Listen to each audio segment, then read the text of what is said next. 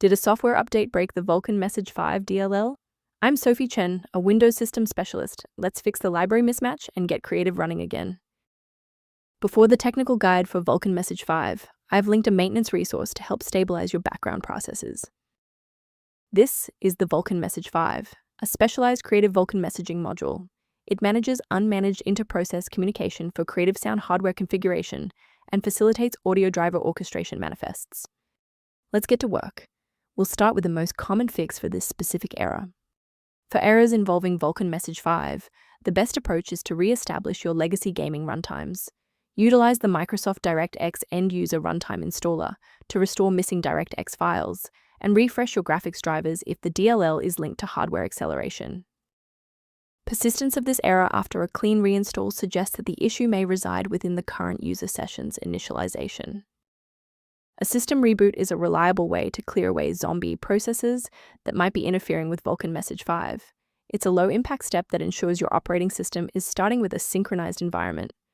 Before you restart, please bookmark this video or click the like button so that it's waiting for you in your library for the next step. Since the restart didn't reset the service, we'll manually trigger the refresh now.